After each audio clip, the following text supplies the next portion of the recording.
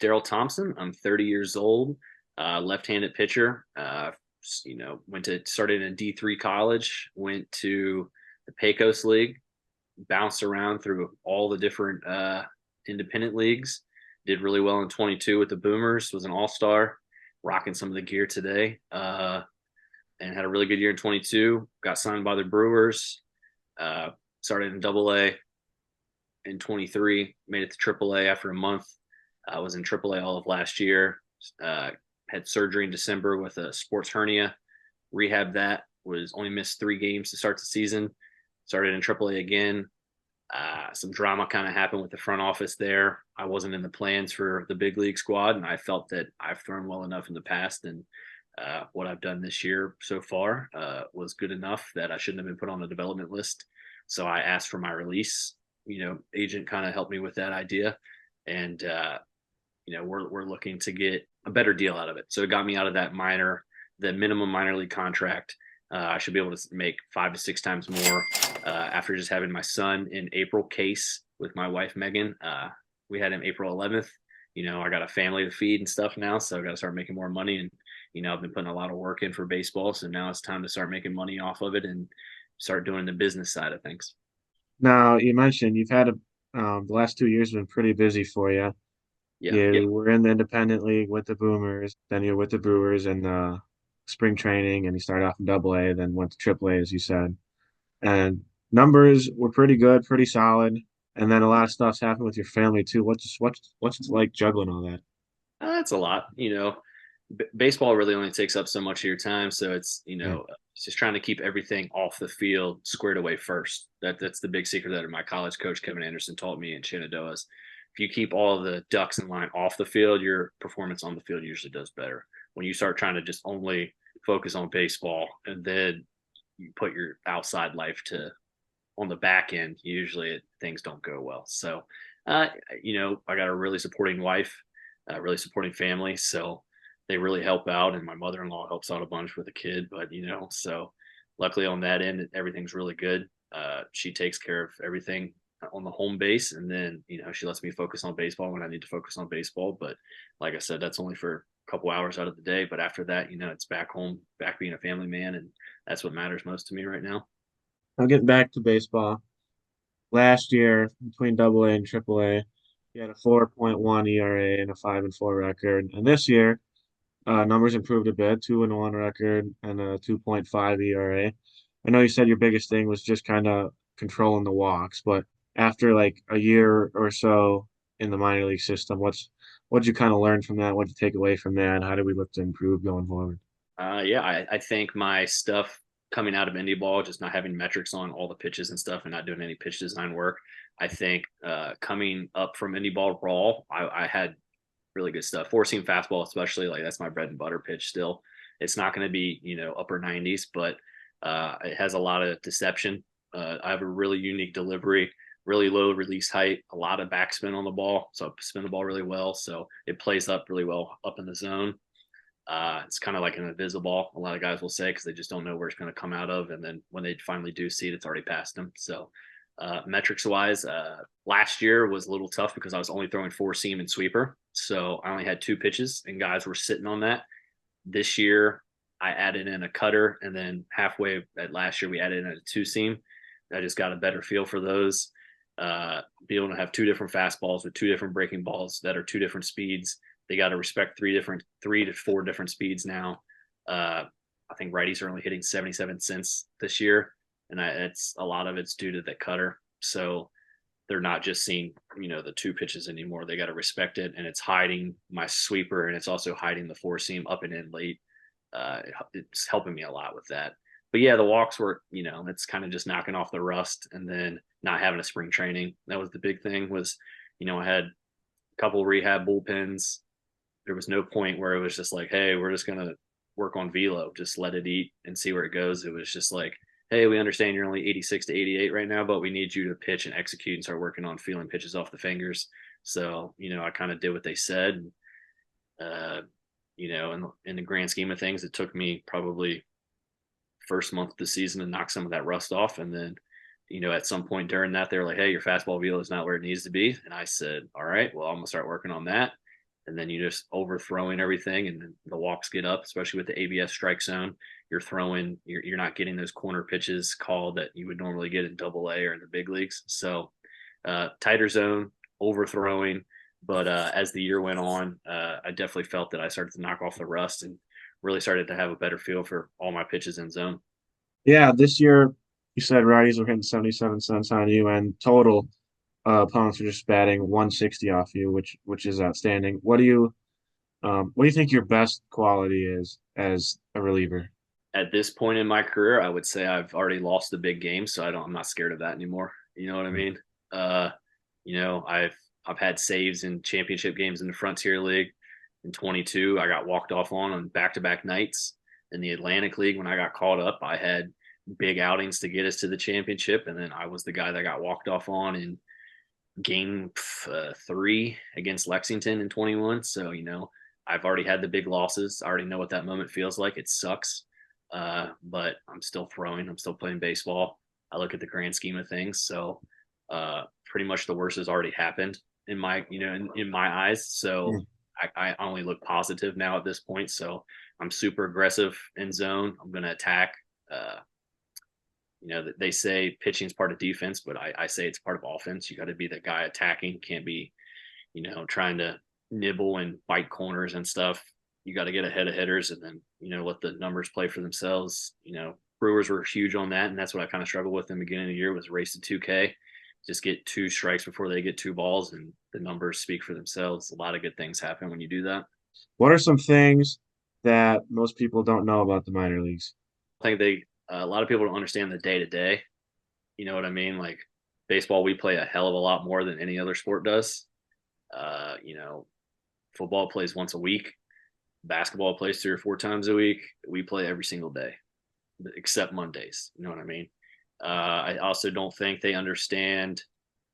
I think the lower levels makes more sense, like from low A, high A, and double A. Those make sense and how you get up in order. But triple A is very businessy, and I didn't really realize that until last year.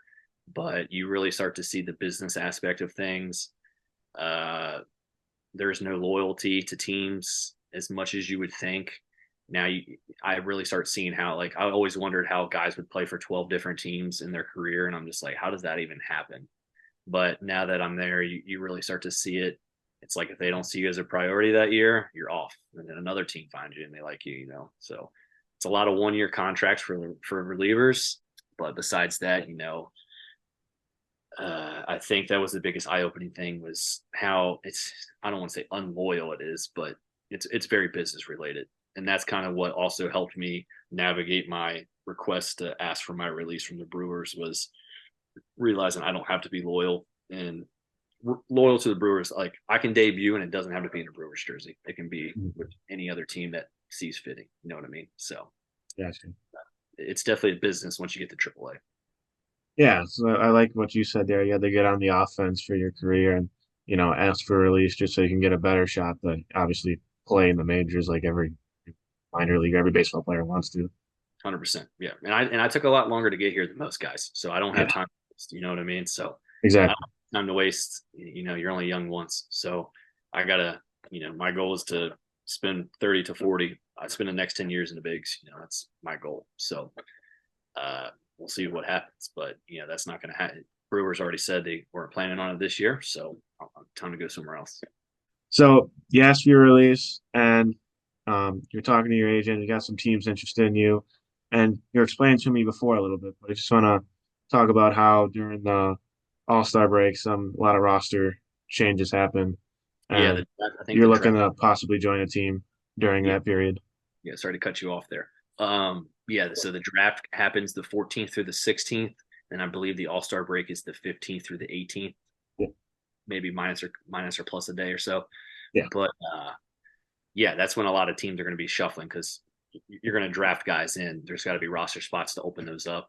That's also kind of like along the lines of when other moves happen, and that's when roster spots open up. So as of right now, there's teams are interested, but no one's made a deal. You know what I mean? So it's one Yeah. of those situations. So just waiting for those roster spots to open up, trying to find the right fit. All of that good stuff. So it's a big, it's an anxious waiting game, but I feel like the numbers speak for themselves. And, I think great teammate. I'm a great clubhouse guy. I Oh yeah. understand ins and outs. I would like to say I have feel, and I think I have a great story, and there's every little piece that I feel like I do well. You know what I mean? Oh There's yeah. and I've had coaches tell me that at the Brewers work too. They're like, we try to pinpoint stuff that you don't do well, and it's like backup bases, pick off, control the running game. Like they try to find any little nuance whatsoever, and they can't find anything. So I've been voted the most athletic pitcher for 2 years in a row on Nashville. So I got a lot of things going for me. I'm very confident that I'll find a team that sees me as a priority and wants to give me a chance. And I understand I'll still have to earn it. And then I get to make a new first impression on a team. So sometimes that's also needed. Sometimes you can't heal in the environment that you got hurt in. So it is what it is. But we'll see. It's anxious, real Yeah. anxious. That's the big key is real anxious. And then worst case, go to Mexico, go overseas somewhere and play. But I definitely feel like everything's there. Stuff's there, mentality's there, everything that you would want from a professional athlete. I think I check all the boxes. So Oh yeah, I definitely think so. And then you want to talk about just a little bit about about your mindset and the perseverance and patience it takes, especially with a journey and a career like yours, being 30 and like knocking on the door of the big leagues and having what the 5, 6, 7, 8 year career in the independent league and then a couple years in the minors. Just how you're able to get through that, especially in the off seasons when during the season too, when you're making little money and you go home in the off season, you gotta figure stuff out and just having to just keep going, keep grinding, and now you're knocking on the door. yeah, I mean, luckily I love this game, obviously, or I wouldn't be Yeah. doing it. But I'm getting to do something I love. I get to go to work every day, even in the off season. Me and my business partner Wyatt Potter, we own Shenandoah Valley Baseball Ranch LLC, and we train kids in the off season. And that's where I get to help in and jump in and keep doing my training, and that keeps me fresh up to date with coaching and how to verbalize different things. And sometimes a kid will tell me a cue that he was thinking, and I'm like, you know what, that could work. And then I try it myself, and I'm like, yeah, I could see how that works. So, you know, uh, it's I told myself when I pretty much the day I knew that baseball was the route was I went unsigned in 2016. A teammate of mine who was throwing 100 got signed. That ate at me. I was the ace of the staff for 4 years, or well, at least 3 years, and I was number Yeah. two starter my freshman year. And I thought I was the guy, and then it was like, well, you don't throw hard enough, so we're gonna go with this guy. And then sitting in grad school, and I was in athletic training school at the time, getting my master's. And I just remember sitting in school, and everything in me was just like, I don't want to start my 9 to 5 everyday work life right now. Like, there's so much more I want to do. And then just the perks of baseball, like every day I get to see the sunset. I get to listen to the national anthem every day. I get to all the little things, you know what I mean?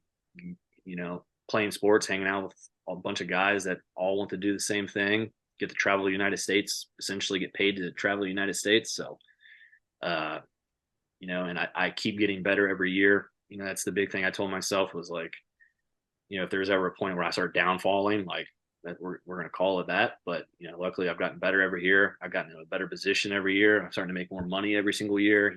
It's every year it's just another, just keep piling on the good, keep piling on the good, keep piling on the good. And, I'm actually in a pretty comfortable spot right now, but I think the next step will be the big one where it's like, all right, now let's see what it takes to stay in the big leagues. Not only just making it's one thing, but then it's like, what do I got to do to stay there? You know what I mean? So, like I said, my end goal is, 10 years in the bigs. That's like every player's dream, and I think that's still doable. And then, World Series ring. I mean, I'm playing to win. I want to go somewhere that, is all about winning championships. And that's what I'm trying to do. I'm trying to be like Will Smith. He's got 3 rings in 3 years. You know what I mean? So that's what I'm trying to do. Would you rather strike a guy out looking or swinging? Swing all day. And then what's your favorite part about pitching? Being in control, having the game revolving around you. You know what I mean? Mhm. I have a say of what happens. I can't control what the hitter's going to do. I can't control the swing I angle, like that. but I do have control of being able to, be the aggressor and making people hit what I want them to hit and having that aspect. I think when I was younger, I didn't quite have that because I was undersized and everything. So in Mhm. basketball, I was getting jumped over, dunked on, and and all that. And then in football, I was getting crushed. So it was like I had no power in any of those sports, but in baseball was the one spot I had power and control. And uh, I think that's kind of still what rides on it. But yeah, I would say probably that's what I like most about being able to be a pitcher. Gotcha. And then I've asked everyone this question. I might have asked you it before, but I'm gonna put a little twist on it. Um, so you get a baseball bat, and 25 8-year-olds get a baseball bat. Who's walking out of there? 5 8 year olds. Well, I know me at 8 years old, it would probably only taken two of me. Um, Man, with a baseball bat. You get a Uh, baseball bat, they get a baseball bat. yeah, that's crazy. 25, you said? Yeah, that'd be a little high. Might have to lower. What would the over under be I on don't know. them taking you out? What would that I'm trying have to to think be? of 25. I'm trying to think of if I could do it. I think I could take 25. If Give Okay. me an open field. I need an open field that I can take three or four at a time. Oh You know yeah. what I Oh yeah. Open mean? Three baseball or four at field. a time and then run a little bit.